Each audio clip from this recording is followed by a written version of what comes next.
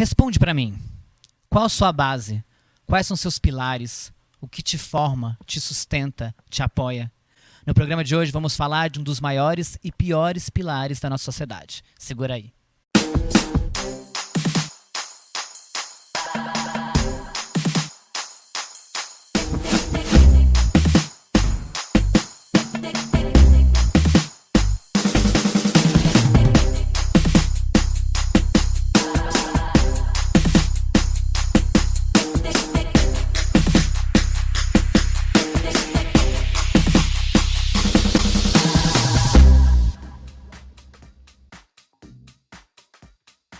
Chá do Sim começando e racismo estrutural é um tema sempre necessário. 2020 foi um ano bem difícil para todos, mas mais ainda para a população negra.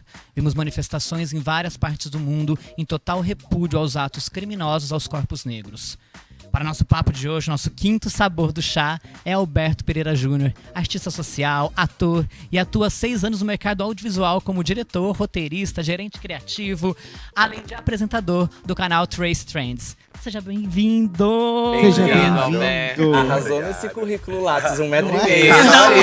Não, eu amei artista social. Eu amei artista Mas social. assim, eu posso falar sobre isso também, porque foi uma formulação depois de é um processo. Primeiro me entender enquanto artista também passa pelo racismo. Alberto, inclusive, acho que para começar é bom explicar sobre Trace Trends, né? Que eu senti a hora que eu falei, não sei se eu falei certo. Então já conta pra gente, afinal, tem um conteúdo mega relevante, né, para as pessoas conhecerem. Bom, o Trace Trends é um programa, uma revista eletrônica sobre cultura afro-urbana e empoderamento social, exibido toda terça-feira às 10h30 da noite na Rede TV. E também ele é parte de um projeto maior, que é a Trace. A Trace é um ecossistema francês, franco-africano, na verdade, né, de origem francesa e africana, que está presente em 162 países. Mal comparando, ela é uma vaia com o que tem MTVs ao redor do mundo. Então, são 27 canais pelo mundo. E a gente primeiro estreou no Brasil em 2019, em novembro, o Trace Trends, que é uma parceria da Trace com a Rede TV, para ativar a marca aqui no Brasil. E aí, o ano passado, em 2020, em julho, no Dia da Mulher Preta, Latino-Americana e Caribenha, 25 de julho, a gente estreou nosso canal na TV por assinatura, 630 na Vivo e 624 na Net Claro, que é o Trace Brazuca, que é um canal inteiro, 24 horas de programação de cultura afro-urbana. Então tem videoclipe, tem documentário, tem música, tem o Trace Trends. E para esse ano a gente vai ter mais e mais projetos de conteúdo. Que incrível. Gente, olha, gente, muito enjoada. Aonde você trabalha? No ecossistema franco-africano. Lute você pra entender. É um termo maravilhoso. É porque a gente tem canal de TV, tem streaming, tem rádio, tem revista no mundo inteiro. Então é por isso. No Brasil a gente ativou primeiro TV, mas em breve vamos ter rádio também. O streaming também vai ser ativado e também tem um braço educacional, que é o Trace Academia. Porque para além do entretenimento, existe, principalmente no nosso recorte, que é um recorte negro, precisa também pensar em como não é só visibilidade e representatividade na frente e atrás da tela, também é como usar essas ferramentas para trazer mudança social. Então, a Trace Academia traz parcerias com empresas para criar cursos que sejam de formação. Então, desde áreas culturais, por exemplo, DJ, produtor, até cursos práticos, eletricista, gerentes de projetos, enfim. É realmente pensar 360 para poder promover a mudança social. Bárbaro. Alberto, você comentou em uma entrevista que um dos motivos pelo qual a gente não tem 100% de programação voltada para o público negro devido ao racismo estrutural e tudo mais. Eu queria que você comentasse e explicasse para as pessoas o que de fato é, né, o racismo estrutural, para quem não sabe, para quem tem dúvida desse termo que está sendo usado bastante ultimamente. Eu vou começar de trás para frente. Tá. Quando eu falei isso, eu estava falando no recorte. Primeiro, estou pensando no Brasil, né? Somos um país miscigenado, né? E aí as causas dessa miscigenação fazem com que o racismo estrutural ainda seja presente na nossa vida. Mas somos um país miscigenado, então somos negros, brancos, indígenas, imigrantes europeus, asiáticos, etc, etc. Até aí tá tudo bem. Mas quando a gente olha para a tela, a gente não vê essa diversidade e proporcionalidade, porque às vezes a diversidade, as pessoas acham que se tem um, tá checking. Mas Não é, né? Não é. Por exemplo, somos 56% da população entre negro, né? O que significa ser negro? Pretos e pardos, né? Segundo o IBGE. Pardos são pessoas que têm ascendência negra e indígena também, e são contabilizados junto, né? Porque eles são não brancos. E aí vem o que é o racismo estrutural. Quem que definiu o que é branco, o que não é branco, foram os brancos, colonizadores. Aí a gente volta 1500 e até um pouco antes disso. Quando os europeus chegaram para conhecer... Eles não descobriram, né? A gente já existe, esse pedaço de terra que a gente viria chamar de Brasil já existia e estava seguindo o seu caminho do jeito, né? A primeira invasão, e vamos falar desse termo, que não foi ocupação, né? Porque existe uma diferença entre ocupação e invasão. A primeira invasão, a invasão original é essa, né? A invasão. Chegaram, tinha uma galera vivendo aqui, de boa, né? Com seus problemas internos também, porque somos humanos, afinal de contas, né? Então, a gente não gosta da gente. A gente briga com a gente mesmo, né? Em família, entre amigos, entre sociedades rivais. Mas aí chegou uma outra sociedade branca, eurocêntrica, e se achava civilizada, porque tinha navio, porque vestia uma roupa empolada num verão, num calor de 40 graus. Logo eles que não tomavam banho. Exatamente, né? Pois é. E a partir disso, do poder bélico, armas de fogo, etc., subjugaram um povo e também subjugaram povos em outros lugares, no continente africano também. E para poder subjugar esses povos, eles incutiram primeiro na ciência e na religião que pessoas que não eram brancas, não tinham a mesma cor da pele. E aí eu vou fazer uma outra digressão. Se a gente olhar na Europa, as pessoas brancas são diferentes entre si. Uma pessoa italiana é diferente de uma irlandesa. Uma pessoa polonesa é diferente de uma pessoa francesa. Porque o que é branco? O branco não é um... Assim, aqui, eu estou vendo 4 pessoas brancas ao meu lado. São diferentes entre si, né? Tons de pele, um fundo mais amarelo, outro fundo um pouco mais vermelho, enfim, é isso, né? E a gente percebe essa diversidade na branquitude. Na negritude, não. Na negritude é preto, vai, né? Mas, enfim, fizeram estudos científicos e usaram a religião para dizer que pessoas pretas, pessoas indígenas, pessoas não brancas têm menos aptidões físicas, intelectuais, né? Tem um tipo de estrutura óssea e muscular para trabalhar, né? E para trabalhar para o outro. Então, não é que tornaram o outro escravo. Né? E é importante também cuidar com a palavra, porque uma pessoa não é escrava, uma pessoa é escravizada. Ela é tornada escrava. Ser escravo não é algo passivo. Né? Eu não nasci escravo, não. Me escravizaram. Escravizaram um povo, escravizaram uma gente. E depois de quase 4 séculos de escravidão, uma princesa que não estava cantando Let It Go, ela estava vivendo a vida dela, tudo bem, enfim, né? Assinou a lei mais curta da história desse país. A partir de hoje estão livres. Ponto final. Livres para fazer o quê? Livres para ir para onde? Para estudar o quê? Para comer o quê? Para trabalhar onde? Para morar onde? Não, vocês estão... Liberdade, liberdade. Tchau. E aí começa o nosso... Assim, o racismo já tinha começado antes e aí se aprofunda, porque a gente não precisa mais de vocês. E vamos o quê? Trazer os imigrantes europeus. E aí, eu tenho muitos amigos não negros e que tiveram, sim, vieram de várias origens humildes, família veio refugiada de guerras, né? Enfim, trabalhou muito para ascender e chegar na classe média. Mas, assim, eles se esquecem que para essas pessoas chegarem, elas primeiro tinham visto. Depois da escravidão... A lei brasileira, e a gente acha que a lei brasileira não... Imagina, racismo tem na África do Sul, racismo tem nos Estados Unidos que tinham nas leis. Mas no Brasil também tinha, gente. Porque, primeiro, proibiram a entrada só podia entrar com autorização no Brasil, no final do século XIX, começo do século XX, pessoas asiáticas ou de outros lugares não da Europa com autorização. É uma restrição, então já recebemos os europeus de braços abertos, damos linhas de crédito, eles estão empobrecidos, mas eles têm linha de crédito, pedaços de terra para poder trabalhar, moradia e uma preocupação de se integrar na sociedade, porque o plano do Brasil, o plano dos nossos patronos, republicanos inclusive, era que em 3 gerações a nossa população fosse branca. Inclusive, o nosso grande patrono Rui Barbosa, o tataravô da atriz, queimou os arquivos que estavam, todos os arquivos referentes à escravidão. Os nomes verdadeiros dessas pessoas negras escravizadas, que foram rebatizadas quando chegaram no Brasil. Existia esse arquivo, como tem no Memorial do Imigrante, que tem todo esse arquivo dos imigrantes. Sim. As pessoas negras não tem mais, porque os últimos arquivos foram queimados depois da abolição da escravatura. Então a gente não tem origem, porque a gente não sabe de onde a gente veio. A gente perdeu no lastro do tempo, porque além de ser capturados e misturados no mesmo navio, a gente não podia falar as nossas línguas, porque são várias línguas. Tem que lembrar que a África é um continente com mais de 50 países. A África não, como diz Emicida, como canta Emicida, a África não é um país. Né? E aí, essa população liberta começou a ocupar morro, começou a ficar na rua, né, procurando trabalho, e também daí decorre o nosso sistema carcerário, a lei da vadiagem.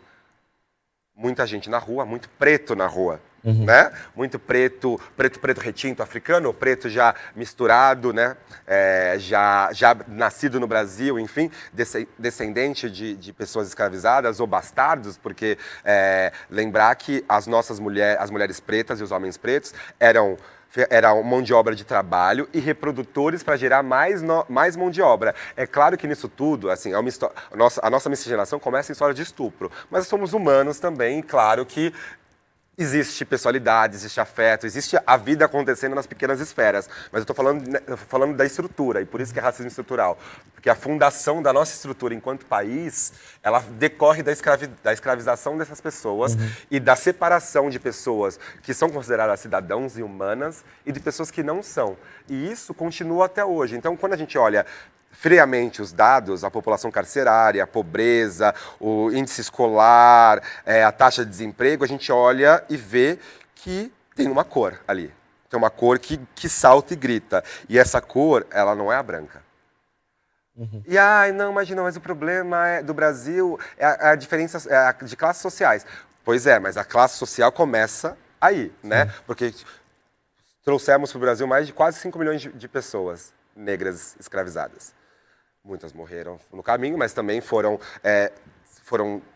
tendo filhos, enfim, foram se formando essa população brasileira, mas essas pessoas não são cidadãos, não têm direitos, são relegadas a gente vai olhar, a gente está vendo vocês, mas a gente não se preocupa com vocês. Vamos se preocupar com quem é brasileiro mesmo, que a gente acha que é brasileiro, e com esses que estão chegando que vão deixar a gente mais branquinho. E isso é o racismo estrutural. E aí a gente ouve tudo isso, assim, tipo, e vem da parte acho que do aprendizado e do quanto a gente não conhece bem a história do nosso país, né? O que eu acho importante ressaltar, e de repente até você, Alberto, falar pra gente, é que é uma coisa que, conforme se tem falado, e isso eu vi em vários lugares acontecer, as pessoas brancas dizerem do tipo, mas vocês precisam ensinar a gente como que é, né? Amor. E o que não sei o quê. E a pessoa não percebe que esse discurso dela já parte disso, de tipo, coloca ele como, não, tudo bem, tô aqui aberto para aprender e você é obrigado a me ensinar. Faz 4 stories, 3 tweets e me ensina para eu ser antirracista e postar hashtag. Né? Porque assim, tudo que aconteceu em 2020, né, as movimentações, a aceleração de se falar mais e mais e mais sobre esse assunto, inclusive, só aconteceu porque uma parte da sociedade, classe média, isso é mundial, mas vamos falar no nosso recorte brasileiro, né? Porque a gente tem muitas especificidades, né? Aqui o rolê é bem complexo, né? E assim, uma classe média que pode ficar em casa, fazer home office, pensar em transformação, eu vou fazer uma meditação, uma yoga e vou, né? Transcender. Porque a pandemia me ensinou, assim, a pandemia ensinou muita coisa para todo mundo, mas tem uma galera que a vida não parou, né? Eu posso dizer, e aí também faz parte do meu recorte, porque eu sou preto, sempre soube que eu era preto, e porque tem pessoas que se descobrem, né? E faz parte por causa desses apagamentos, né? Porque a gente não fala, até pouco tempo atrás, falar preto, inclusive, as pessoas não pretas... Sim, sem jeito, né? Mas quantas vezes eu escuto nos aplicativos, né? Estamos aqui entre viadas, nos aplicativos, ai, que moreno bonito, eu não sou moreno. Meu cabelo é preto, mas eu sou preto também, eu sou negro. E assim, não precisa falar da minha raça ou da minha cor de pele para me elogiar. Você pode falar que eu sou bonito. Quando você fala isso, também decorre de até, é quase um inconsciente ali. Até porque já que não somos o padrão de beleza, embora sejamos o padrão de beleza, na verdade, o que a gente, inclusive, eu estava formulando isso com os amigos, né? Eu gosto muito de surfar no Instagram e ficar, né, de um perfil para o outro. Eu achei um perfil que falava, tipo, era Cafuçu alguma coisa, ou boy de periferia, enfim, era de biscoitagem, tá tudo bem, a gente biscoita, a gente quer ver. Mas daí eu fui entender que era a fetichização, o recorte ali. E eu fui entender que, assim, gente, esse é o padrão de beleza brasileira. A gente não é branco nem preto, exatamente. A gente é essa mistura de tudo que vai de um polo ao outro. E isso é a beleza brasileira. Não é a Gisele Bündchen, loura de olho azul, né? Que nem mora mais no Brasil. Tipo. E assim, isso é o extremo, isso é o ponto fora da curva do que é Brasil. Mas não é o que a gente vê representado na televisão, nas revistas, nas campanhas. E claro que isso vem evoluindo, mas a evolução, eu costumo dizer, que não é uma linha reta que a gente só vai pra frente. Não, ela se espalha, né? Ela é uma coisa que você vai pra frente, aí tem uma depressão, opa, tem um buraco, aí sobe 3 degraus, depois vai pro lado, vai pro outro, e vai... E pode rolar uma involução. Exato, ainda, pode rolar né? várias involuções em alguns aspectos, enfim. Mas eu tô falando tanto aqui que eu até esqueci que eu tinha que perguntar. Eu sou assim, eu começo a falar assunto... Vai abrindo aba. Eu vou abrir Vai abrindo aba. É aquilo, a minha vida é o Google Chrome, ficam 13 abas e eu não sei de qual tá vindo a música. Exato. Nossa, imagina, esse site com música, né? Porque quando é o YouTube ou, sei lá, ou algum outro aplicativo, beleza. Mas quando de repente você abre um site, você fala, mas gente, cadê? O que tá acontecendo? Mas a gente tem que entender, eu acho que as pessoas em casa têm que entender que existe essa problemática do racismo em todos os lugares, né? Sim. Eu tive noção do meu lugar de privilégio e de quanto isso é profundo quando eu fui para os Estados Unidos estudar. Quando eu cheguei em Los Angeles, eu fiz amizade com um negro, um amigo que também estava indo para Los Angeles estudar, e a gente fez amizade, a gente resolveu ficar junto no mesmo flat e tudo mais. Quando eu cheguei na imigração para passar para entrevista e tudo mais, gente, a minha entrevista, juro, durou assim, coisa de 20 segundos. Foi muito rápido. E ele estava atrás de mim para poder passar. E aí eu passei, fui pegar a minha mala, não sei o que, porque era perto, né, ali da parte da imigração. E eu tô vendo que ele tá demorando. Aí eu fui lá, cheguei mais perto, porque você não pode entrar de novo, né? E eu vi que o cara tava, assim, interrogando ele de todos, o oficial da polícia tava interrogando ele de todas as formas possíveis e inimagináveis. E aí, quando ele saiu, assim, ele tava visivelmente chateado com a situação, sabe? Nossa. E aí ele falou, aí eu falei assim, nossa, que coisa chata, né? Que horrível isso. E eu já tava me sentindo mal, porque eu percebi o meu lugar de privilégio, que até então eu nunca tinha percebido. E aí ele virou e falou assim, pra mim tá tudo bem, eu já tô acostumado. Então, quer dizer, tipo, a pessoa se habita a ser vítima de uma violência social, né, psicológica, de um abuso psicológico, de todas as formas possíveis. E aí, quando a gente entrou, quando eu fiquei em Los Angeles, eu percebi, assim, o quanto existem outras sociedades que perpetuam o racismo de forma legítima, sabe? Como se fosse algo correto, como se fosse algo legítimo de se questionar. Tipo, não, mas esse negro tá aqui, a gente tem que ver o que ele tá fazendo, sabe? Porque lá, assim, pelo menos o que eu senti, eu posso estar errado, mas o que eu senti com um pouco de tempo que eu fiquei ali estudando, eu percebi um racismo extremamente profundo. Mas é esse, e eu lembrei que eu tava falando, mas isso se conecta com isso. É esse jogo que a gente olha pra fora e acha que só porque lá fora talvez seja mais explícito, não tem no Brasil. Porque no Brasil Exato, é a é. grande festa da democracia Sim. racial. Não Sim. é, gente. Não é. E não falar sobre, né, foi inclusive estratégia para a gente achar que está tudo bem. Assim, uma parte da população achar que tudo bem, e a parte que é vítima disso e sofre sobre isso, e entende isso, mas também está tão no corre que precisa sobreviver, precisa subsistir. Então, também não pode, não dá para... Pensa às vezes sobre, não tem a elaboração, porque não teve os acessos para poder pensar sobre, mas está seguindo vivendo e também não tem o poder para poder, calma aí, né? Porque agora a gente filma, né? Agora, mas quantos George Floyds, né? O João Alberto, quantos Joãos Albertos, Agatha, Miguel, morrem diariamente aqui no Brasil e a gente não se compadece. E aí, é isso que eu queria fazer um recorte, porque no meu recorte, eu sempre soube que eu era um homem preto. Minha família é uma família preta, paulistana, de classe média remediada, enfim, sempre uma geração sendo a base para a próxima dar o salto geracional, enfim, estabilidade, aquela estabilidade que é assim. Sim, que não existe. Se parar de trabalhar. Assim, e é uma estabilidade também forjada para a branquitude também, porque assim, a gente olha o IBGE, o IPEA, fazem aqueles estudos. Classe A, B no Brasil. Se você ganha mais de 10 mil reais por mês, você é classe A. Mentira, amor, você não é classe A. Amor, você é classe média. Para de trabalhar 2 meses. Vamos ver o que acontece. Dívidas, aluguel. Só porque você comprou um carro em 36 vezes, amor, você não é... Só porque você foi para Miami, você não é rico. Sabe? Um carro ou um telefone, né? Que acontece muito hoje em dia também. Exatamente. Então, assim, a gente vai se arvorando nesses pequenos apagamentos e pequenos benefícios e privilégios. E aí eu faço recorte, assim, pessoas negras, como diz Érica Malunguinho, nunca têm privilégios, porque elas acessam benefícios que podem ser tirados por conta da estrutura racista e racializada. E aí eu volto para minha família. Minha família, meus avós são de fora de São Paulo. Eu tenho avô da Bahia, paterno Bahia, e avó do interior de São Paulo.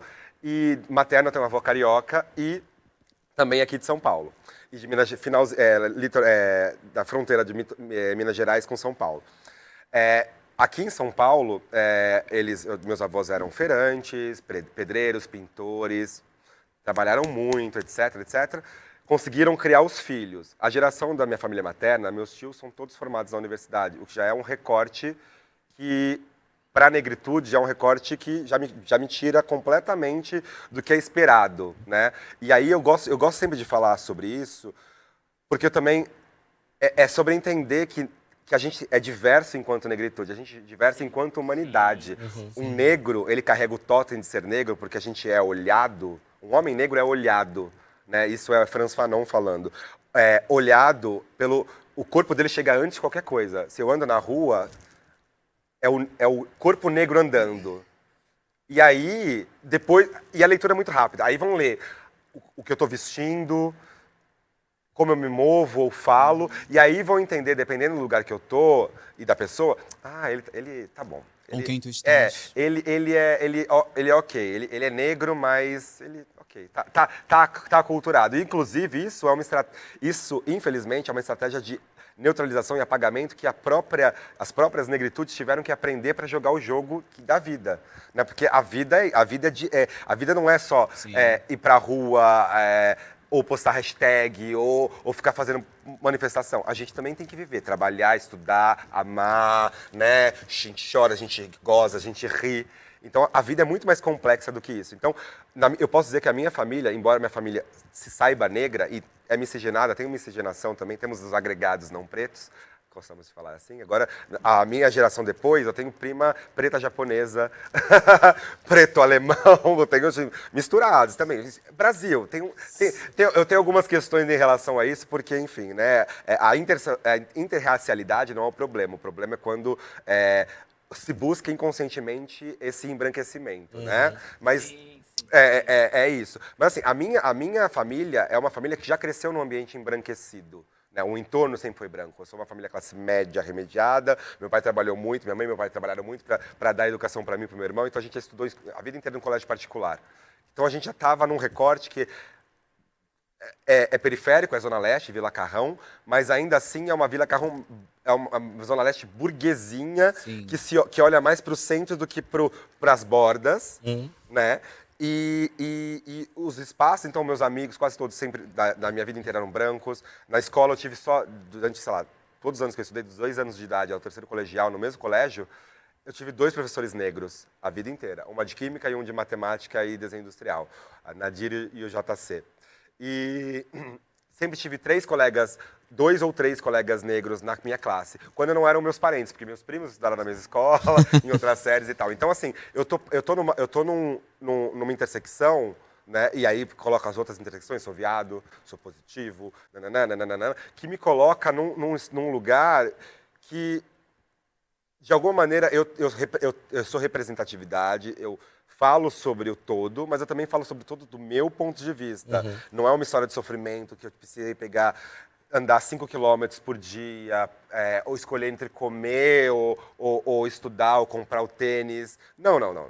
Não é de bonança, gastando dinheiro, mas é para entender que, assim, também precisamos, quando a gente vai falar sobre negritude, racismo estrutural, classes sociais, é tudo junto ao mesmo tempo, né? Então não dá para também pensar a negritude e pensar que as pautas da negritude são as mesmas o tempo inteiro. É claro que tem uma pauta maior, e essa é dessa que a gente está tratando, que é o racismo, que faz com que todos os outros assuntos sejam problematizados e problemáticos a partir dele. Gente, Alberto aqui, arrasador, gente. A gente está assim, mudo, aprendendo, e não porque tem obrigação, como a gente falou, de ensinar, porque é bom compartilhar e tudo mais. Então a gente tem muito mais para ouvir dele. Então fica aí que a gente já volta.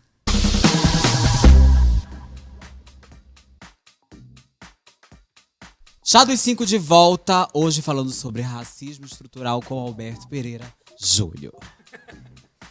Alberto, é o seguinte, no bloco anterior tu comentaste sobre os dedos que as pessoas têm pra falar, né? Tipo, preto, sempre usa moreno, etc. Particularmente nas minhas esferas sociais, eu costumo combater isso diretamente e choca. Ai, nossa, olha que moreno bonito. Não, gata, não é moreno, é preto. E tipo, não tem outra característica, sabe, pra poder puxar. E eu vejo que é um enorme exercício para quem recebe isso. Primeiro de tudo, para não identificar a pessoa a partir da cor. E segundo de tudo, para não falar o moreno, para não tentar atenuar. Dá quase uma respirada, né? Porque a pessoa tá falando... Exato. Exatamente. Acontece mesmo com pessoas gordas. Ai, fulano é cheinha, né? Não, mano, ela é gorda. Entendeu? Ela não é cheinha, ela é gorda. E não tem que ter problema em falar isso, entendeu? Porque gordura também não quer dizer que... Desleixo não quer dizer saúde prejudicada, que as pessoas associam, né? Nesse caso específico. É uma pessoa que é gorda, ela tem problema de saúde, ela não se cuida. Isso não quer dizer nada. A gente associa a imagem, né, o padrão físico magro ou atlético com saúde. E, gente, vamos combinar que os anabolizantes estão tudo aí para mostrar que... Não, e no fim das contas, eu sempre digo... Qualquer sinal que você queira ler no outro automaticamente, ele vai resultar em cuida da sua vida. Exatamente. Pronto, acabou. Exatamente. E a minha próxima pergunta é exatamente focada em educação, tá? Como educar? Como se educar sendo negro e sendo branco em uma sociedade onde todos esses estigmas estão extremamente arraigados? É difícil. Eu tive a mesma educação que a maioria dos brasileiros, né? Assim, os livros de história, geral, assim, mesmo escola particular ou estadual, etc., tem a mesma, né?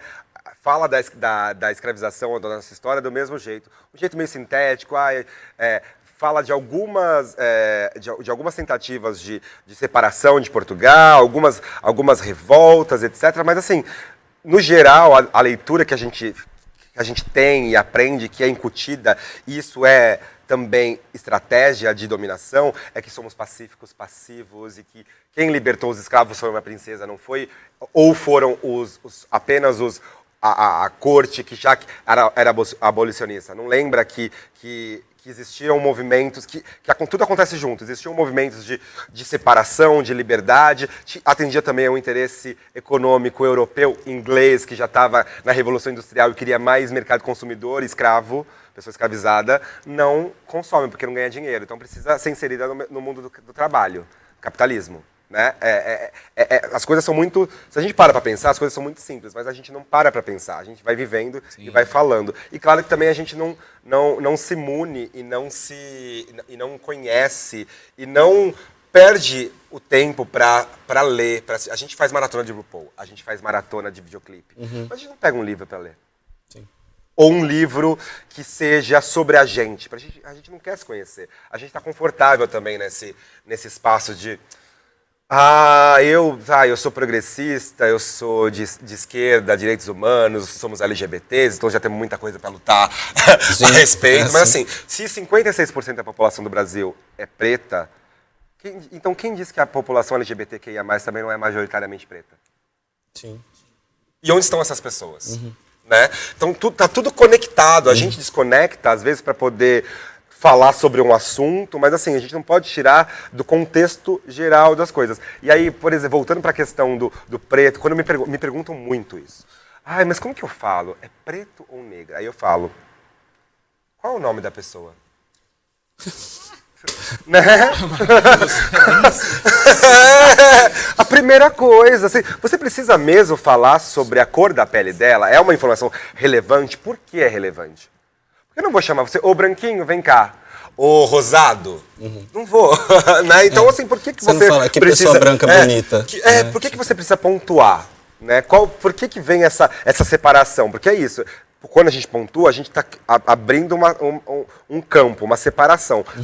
O que essa separação vai adicionar ao tema? Aí, do lado oposto, nós, enquanto pessoas pretas, a gente precisa falar preto, a gente precisa falar negro, a gente precisa pontuar, porque...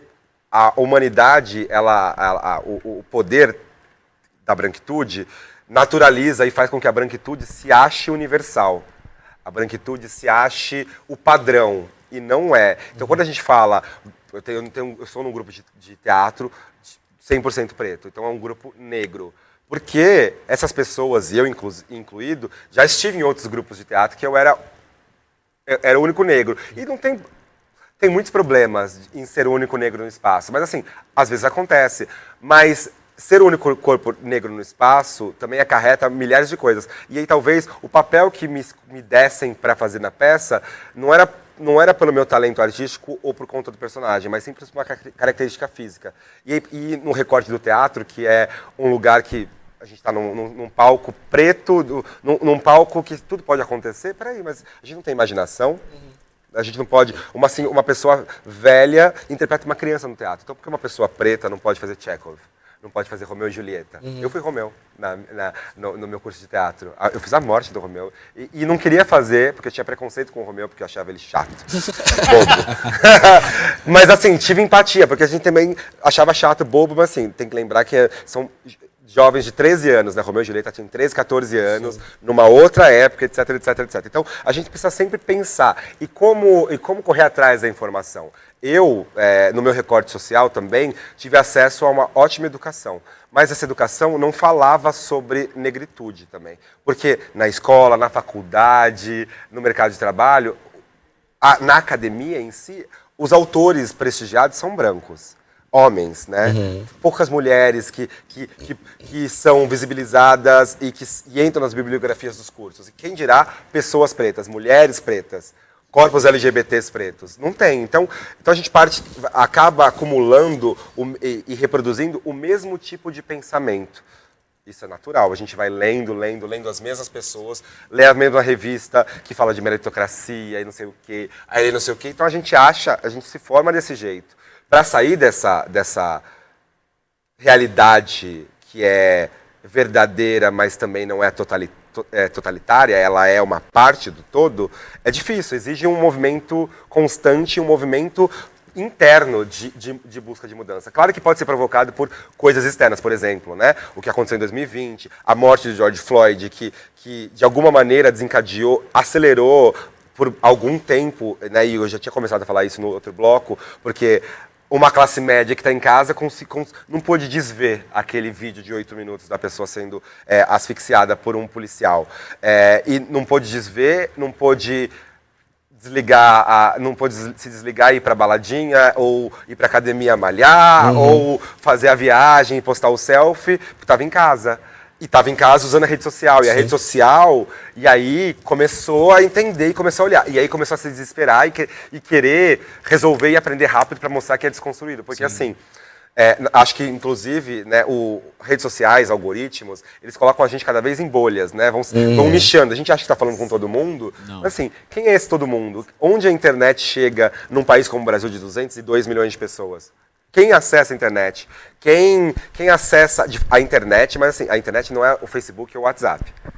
Tem um estudo que fala que para 40 e poucos milhões de pessoas brasileiras, a internet é o WhatsApp e o Facebook. Porque já chega no celular pré-pago, que não tem limite. Então, beleza, é isso. E essas pessoas se informam por aí. Mas não, a internet é muito mais vasta. E está disponível para todo mundo, mas ainda assim obedece estruturas de poder e de interesses da estrutura, porque ela foi criada... Quem são os donos dos sites noticiosos, dos aplicativos, enfim, né? Então a gente precisa pensar sobre isso. E como quebrar essa roda? Primeiro, se conscientizar. Primeiro, assim, eu não sei tudo, eu preciso ler sobre coisas. E como que eu vou fazer? Primeiro, assim, acho que o Google, primeira coisa, o Google tá aí, assim, Guga, assim, o que é racismo? Né, assim, pensando no nosso recorte, a gente que acessa a internet, que pode falar o que é racismo, livros sobre racismo estrutural, né, aí a gente consome, a gente vê televisão, lê jornal, tá na internet, então a gente vê que tem Lázaro Ramos, Thaís Araújo, a gente sempre volta a esse assunto de racismo. YouTube mesmo. Exatamente, a gente volta ao racismo o tempo inteiro, porque sempre aparece um caso no jornal. Se aparece sempre um caso no jornal, não é porque a gente está fazendo mimimi, gente. A gente queria falar. Eu, como preto, posso falar sobre qualquer outro assunto. Estudei muito. Eu fiz tanta coisa, eu posso falar sobre tantas coisas, mas assim, preciso, e até gosto, porque falando sobre esse tema, eu também repenso a minha trajetória e penso também os apagamentos que a minha família teve que conciliar. A neutralidade, quando eu era criança, minha mãe raspava meu cabelo. Minha mãe está no processo de transição capilar agora, com 67 anos. Ela alisou o cabelo a vida inteira. E escutava, e assim, minha mãe, a mãe dela é índia. Então, ela é uma preta com índio. Então, ela tinha um cabelo, não é exatamente crespo, mas também não é liso, mas alisava, passava o enê para ficar ali, né? Prático do dia a dia, o racismo, né, velado da sociedade, etc. E tal. E eu tenho essa lembrança muito viva, porque como crescemos num ambiente muito embranquecido, as mães dos meus amigos, brancas, né, etc. e tal, elogiavam muito o cabelo da minha mãe. Nossa, que cabelo bonito. Porque ela cuidava muito bem. A preocupação com a aparência, com como se é visto pelo outro, também é uma preocupação para não sermos mortos. É uma estratégia de sobrevivência que às vezes a gente não... que já se perdeu no caminho, não se explica por que faz isso, é só porque precisa ser assim. Então, Júnior, eu sou Júnior em casa, né? Então, Júnior, não, a roupa tem que estar, né, alinhada, não sai de chinelo de casa. Sim, não fica com a mão no bolso o tempo inteiro. Você entendia essas recomendações? Não, eu fui entendendo isso crescendo, né?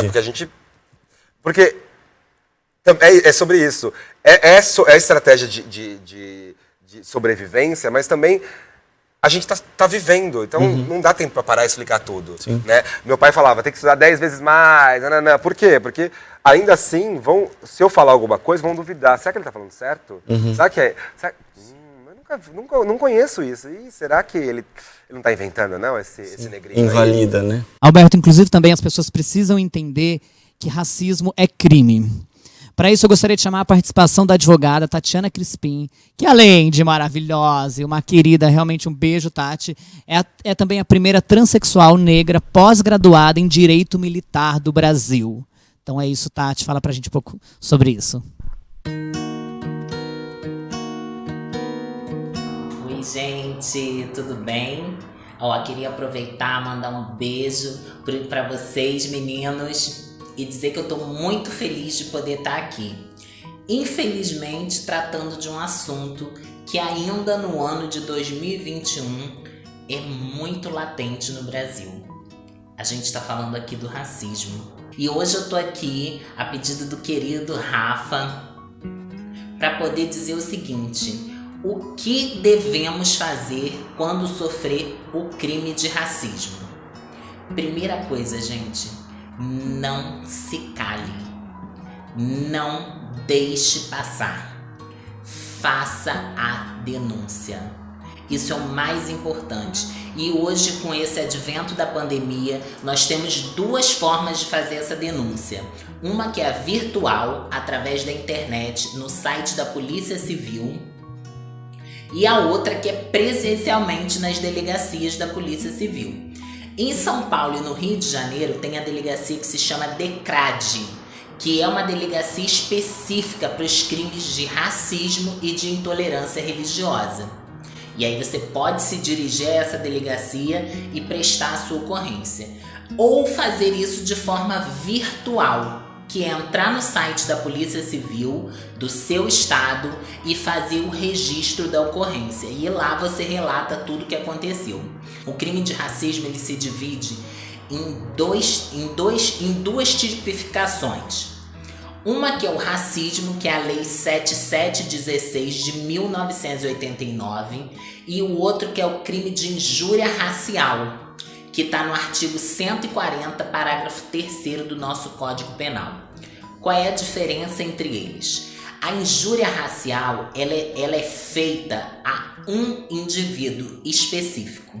O crime de racismo ele é feito para a coletividade. É quando envolve a raça, a etnia. E aí, dentro disso, dessas especificações, hoje não vai dar tempo de tratar disso tudo, porque eu tenho pouquinho tempo. Mas o que é importante aqui, gente, é a gente não deixar passar. É fazer a denúncia. É fazer com que esses números apareçam. Porque no Brasil é muito corriqueiro a gente dizer, essa lei não pegou. Mas o crime de racismo é importante que todos saibam. Ele tem pena de reclusão de 3 anos e multa. É crime sim, e a gente não pode deixar passar batido. Olha, o meu muito obrigado, um beijo a todos. E quem quiser, entra nas redes, vamos dialogar, vamos falar sobre racismo sim. Porque pessoas pretas importam. Informação super necessária do tipo tem que saber. Pois bem, dando prosseguimento, Alberto. Você é criador dos blocos de carnaval Domingo Ela Não Vai e Bicha Preta Você é Linda. O calor da época e a própria liberdade que simboliza a festa é um convite às fantasias com muita pele à mostra, o que cria um link com a erotização dos corpos negros, que, vale ressaltar, acontece o ano todo, mas a gente escolheu usar o carnaval de gancho. Pois bem, essa erotização é uma das âncoras do racismo, principalmente porque distancia o corpo negro do afeto. O que você diz sobre isso? É um tema complexo e eu só queria fazer uma distinção, né? Corpo e pele, nudez, não tem nada a ver com sexo, né? São coisas completamente diferentes. Então, quando a gente junta, e a sociedade faz isso o tempo inteiro, né? Culpabiliza a mulher que está com saia curta, mostrando a perna, tá convidando. Não, ela tá só vestida com uma saia curta. E tá tudo bem, porque ela se sente bem assim, né? O corpo negro, ele é sexualizado, hipersexualizado desde sempre, também remete, né? Vamos voltar lá a 1500, porque o corpo preto era para trabalhar e para procriar, né? Os senhores, uma mulher escravizada que trabalhava o dia inteiro na lavoura ainda tinha que transar com o patrão. Isso não era por amor, né? Todo o romantismo, né? Dos livros, do cinema, gente, desculpa, não tinha amor que subsistisse aquelas condições. É claro que tem mais complexidade do que isso. Mas assim, o corpo, já que não éramos considerados humanos, eram mãos de obras ou reprodutores, então a gente não é digno de afeto, né? Pelo sistema, pela estrutura. né? Não somos considerados para o afeto. Então, a mulher preta e o homem preto não são considerados para o afeto.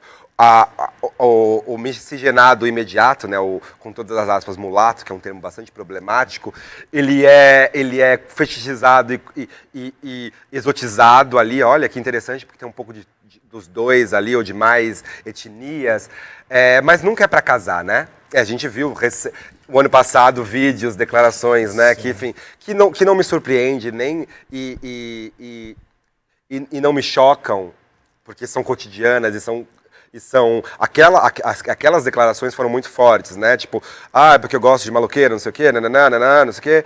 Mas pra namorar, eu namoro o príncipe, eu namoro o Luciano Huck, assim. Oi? Assim, tá. Em uma frase, você definiu o Brasil e você não entendeu que tá tudo errado nisso aí, né? Somos humanos, somos pessoas, choramos, sofremos, queremos afeto, mas não temos esse afeto. E também não aprendemos a ter não aprendemos a receber esse afeto ou dar esse afeto. É uma travessia difícil e longa, né? Essa jornada das negritudes no Brasil. Então, eu fico pensando no meu recorte, né? Sim, no meu recorte enquanto homem gay, que acessa espaços de benefícios e privilégios, mas também sou preto nesses lugares. Então, estou dentro e fora ao mesmo tempo. Então, eu consigo ver, me sentir pertencente, mas ao mesmo tempo até uma página ali, né? E aí começo a entender nos afetos, nos primeiros relacionamentos com pessoas brancas, que demonstravam intimidade, mas que ao mesmo tempo chega uma hora, parece que não é sobre mim, não é sobre a troca que está acontecendo comigo, é sobre o que projetam do que é um corpo negro. Eu sou um homem de 1,86 m de altura, me cuido, gosto de me cuidar, sou vaidoso, biscoiteiro, adoro, e tá tudo bem, posto nude no Instagram, e aí parece que é um convite, a galera acha que é um convite para me mandar foto de pênis, de bunda, fazer proposta indecente, assim, gente, não, é meu Instagram, eu posto o que eu quiser,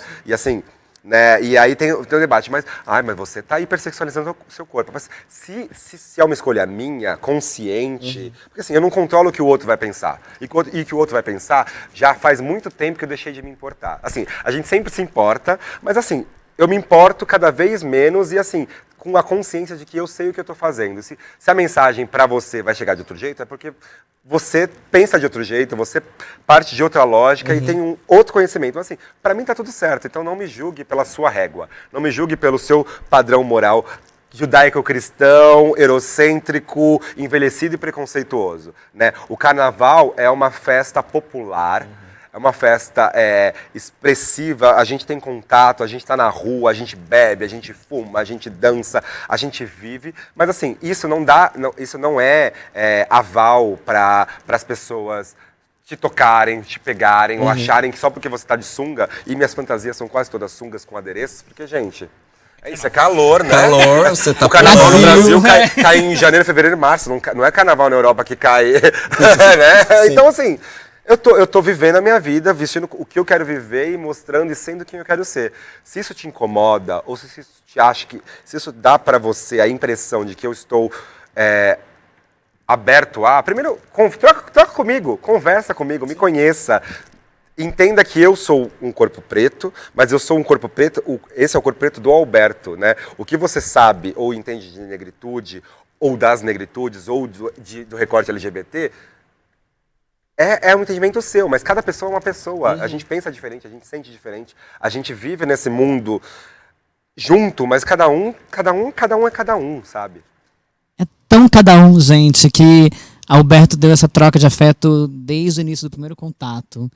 Tá chegando ao fim, é isso. Vim aqui para encerrar esse momento triste, Péssimo muito esse triste, momento. sério. Péssimo. Aquele momento também. O microfone da mão dela, não deixa ela Não. terminar. Não, olha que delícia, mas só não pode falar no microfone. Dizer muito, muito obrigado mesmo por aceitar o convite, por essa troca de afeto desde o início da nossa conversa. É o seu momento de se oportunizar, então assim, onde as pessoas te encontram, passa os contatos aí, o Insta é babadeiro. Pode falar.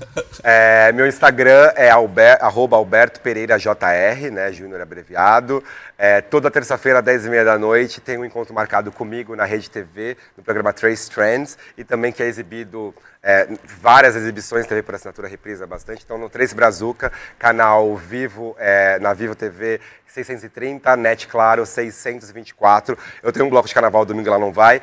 O Bicha Preta Você é Linda começou como bloco, mas na verdade é um podcast que vai ser lançado em breve. Eu fiz o primeiro evento dele, eu fiz como carnaval, porque...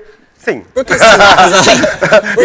E aí veio pandemia, então eu segurei um pouco, porque eu acho que não era o momento de falar de outros assuntos. Mas agora, em 2021, vai voltar com essa conversa sobre autocuidado e afeto entre pretos no recorte queer, né? Porque também sou LGBTQIA+, sou uma pessoa que vive com HIV há 11 anos, então acho que é importante falar sobre esses temas e entender que a humanidade é complexa, mas a gente precisa ter olhar e afeto e carinho, escuta, né? Assim, é Caxias, mas a gente tem 2 ouvidos e uma boca, não é só por uma questão anatômica, estética, não, é porque, vamos ouvir mais, vamos conversar, dialogar e estabelecer diálogo, entender da onde a gente está falando, né? De onde a gente vem, de onde está falando, mas tentar alcançar o outro, sair de uma posição de presunção para trocar de verdade. É isso. É isso, gente. Então, encerramos essa troca de hoje. Então, um beijo enorme. Nos vemos semana que vem. E até breve. Beijo. Tchau, tchau.